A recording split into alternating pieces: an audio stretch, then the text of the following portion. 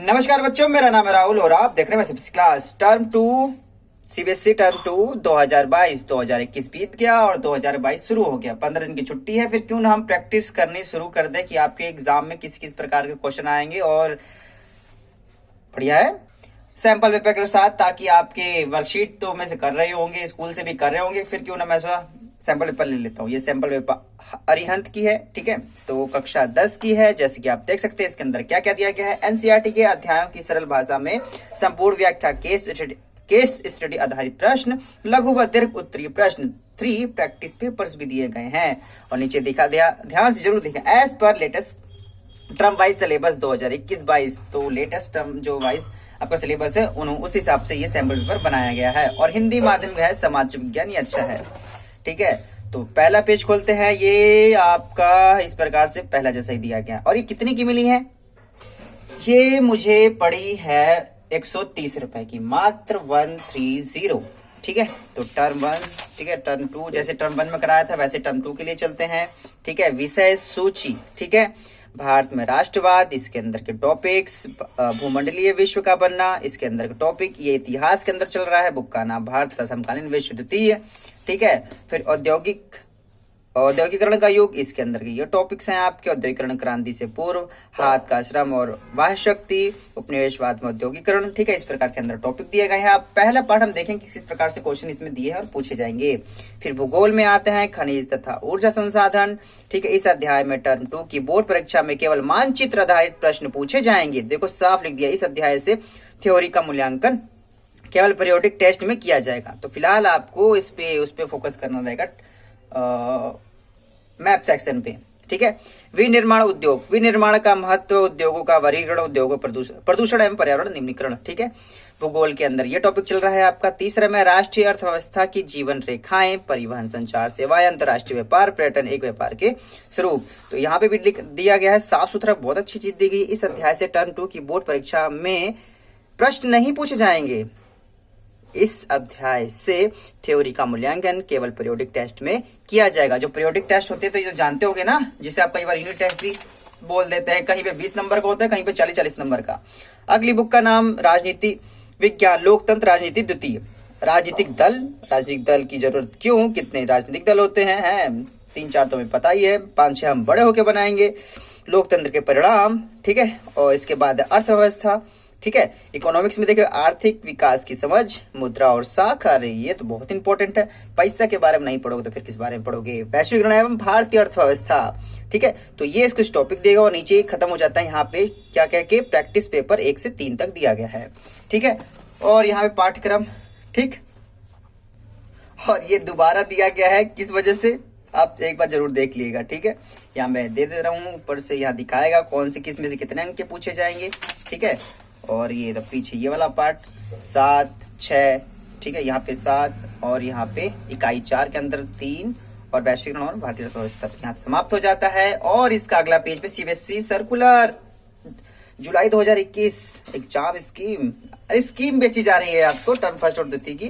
केंद्रीय माध्यमिक शिक्षा board, central board of secondary education, अच्छा हिंदी में, शिक्षा मंत्रालय, भारत सरकार के अधिनियम एवं स्वायत्त संगठन। अरे वाह, चलो तो पहला चैप्टर यहाँ से स्टार्ट हो जाता है। भारत तथा समकालीन विश्व द्वितीय, इतिहास, अध्याय 1, भारत में राष्ट्रवाद, एकदम काफी बड़ा, ये तो काफी मतलब बुक काफी बड़ी छाप रखी है, 4 साइज की लग रही है प्यारे बच्चों, ठीक है। भारत में राष्ट्रवाद, इस अध्याय में प्रथम विश्व युद्ध, खिलाफत और असहयोग आंदोलन के बारे में पढ़ेंगे। आंदोलन के भीतर अलग अलग धाराएं, सविनय अवज्ञा की ओर, सामूहिक अपनत्व की भावना, इस प्रकार से दिया गया है क्वेश्चन। रॉयल एक्ट बहुत इंपॉर्टेंट है, इस बारे में एक बार पढ़ लेना, ठीक है। पेज अगला पलटे तो पेज नंबर यहाँ पे 3, दूसरे पेज पे देखो क्या क्या दिया गया है। जलियांवाला बाग नरसंहार, खिलाफत आंदोलन, ठीक है, असहयोग आंदोलन की आवश्यकता है, ठीक है। यहाँ पे मतलब अंदर अंदर टॉपिक दिए गए हैं, अगर नोट्स नहीं बना रखी तो यहाँ से भी पढ़ सकते हैं। अभी क्वेश्चन आंसर अभी तक नहीं आए हैं, ठीक है। पेज नंबर 3 पे आ गए हम। पेज नंबर 3 कांग्रेस वाला चल रहा है, साइमन कमीशन वापस जाओ, साइमन वापस जाओ, पूर्वासोरा की मांग, ठीक है। उसके बाद पेज नंबर 4 पे आ गए। पेज नंबर 4 पे दांडी यात्रा में सविनय अवज्ञा आंदोलन दिया गया है, ठीक है। नीचे कुछ चीजें पॉइंट दिए गए हैं जिसे आप अच्छे से और पढ़ सकते हैं। यहाँ पे भी देख सकते हैं 2 हिस्सों में एक पेज को बांटा गया है, इस वजह से मैं अच्छे से दिखा दूंगा कि आपको और चीजें अच्छे से क्लियर हो जाए। पेज नंबर 5 पे आ गए। पेज नंबर 5 पे भाई साहब इन्होंने तो कुछ ज्यादा हिंदू मुस्लिम संघर्ष भी दिया गया है, हिंदू महासंघ और मुस्लिम लीग के बीच मतभेद, ठीक है, सामूहिक अमरत्व की भावना। और यहाँ पे मेरे ख्याल से लास्ट टॉपिक यही है, भारतीय प्राचीन इतिहास के मध्य में राष्ट्रवाद, निष्कर्ष। ठीक है, निष्कर्ष भी दिया गया, अच्छी बात है। और यहाँ से जो आपका पेज नंबर 8 दिया नहीं गया है, देखो ये पेज नंबर 7 है, यहाँ पेज नंबर 8 है। ठीक है, चैप्टर प्रैक्टिस। अच्छा भैया, चैप्टर ये इंग्लिश में दे दिए। अभी भैया अध्याय लिखने में आलकसपन या कंप्यूटर काम नहीं करना था। चैप्टर प्रैक्टिस भाग 1, वस्तुनिष्ठ प्रश्न यहाँ पे दिया गया है। पहला है, गांधी जी ने गुजरात के खेड़ा जिले के किसान के समर्थन में किस वर्ष सत्याग्रह को अपनाया था? और यहाँ पे देखो उत्तर भी सामने ही दे दिया गया है, ऑप्शन है सी, वर्ष 1917 में। ठीक है, यहाँ पे और डिटेल्स के साथ, अच्छा जी, ताकि आपको कुछ चीजें याद रह जाए। ठीक, क्वेश्चन नंबर 2, क्वेश्चन नंबर 3, 4, ठीक है, इस प्रकार से यहाँ पे क्वेश्चन नंबर 5 पहले पेज पे 5, 6, 7, 8 और क्वेश्चन नंबर 9 अगले पेज से, पेज नंबर 7 से 10 से 11 आइटम डिटेल्स के साथ चल रहा है। ठीक है, ये काफी फेमस फोटो है, अभी तक छपी है, हमारे टाइम में भी छपी थी और फ्यूचर में भी छपती रहेगी। 14 क्वेश्चन, 15 क्वेश्चन। ठीक है, यहाँ पे 16, 17, 18, 19, 20। ठीक है, 20 केस स्टडी आधारित प्रश्न यहाँ से आगे, मतलब 20 प्रश्न उसने वस्तुनिष्ठ वाले टाइप के दे दिए। यहाँ से कारण बताओ वाला चल रहा है, ठीक, कारण बताओ और वचन वाला चल रहा है। अब यहाँ से केस स्टडी आधारित प्रश्न में दिए गए हैं। ठीक है, यहाँ से कुछ चीजें खत्म, एक ही दे रखा है। और यहाँ से भाग 2, इसी के अंदर भाग 2 शुरू कर दिया। ठीक है, लघु उत्तरीय प्रश्न। अब हो सकता है आपके प्यारे बच्चों हाथ से लिखने वाले प्रश्न बड़े बड़े आए। लघु उत्तरीय प्रश्न समझ रहे हो, जिसको आपको 3-3 घंटे वाला याद है, उस हिसाब से लिखना पड़ेगा।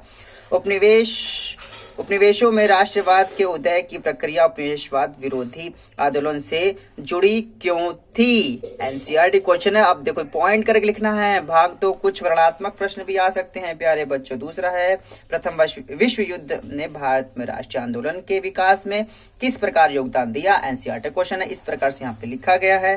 ठीक है, मतलब ऑप्शन नहीं है इस वाले में, आपको क्वेश्चन बना के बढ़ा के लिखना पड़ेगा। क्वेश्चन नंबर 3, क्वेश्चन नंबर 4, इस प्रकार से। ठीक है, तो कहने का मतलब देखो सीबीएसई में 2016, 15, 14, अच्छा तो उल्टा लिख दे भैया, 13, 14, 15, 16 में पूछा गया प्रश्न है रॉयल एक्ट क्या था? मैंने पहले बताया था, भारतीयों ने इस एक्ट पर अपनी प्रतिक्रिया असहमति किस प्रकार दर्शाई? देखो यहाँ पे लिखा गया। तो कहने का मतलब अगर आप ऑप्शन वाला सोच रहे होंगे तो नहीं, आपको हाथों से लिखने लिए भी आएगा।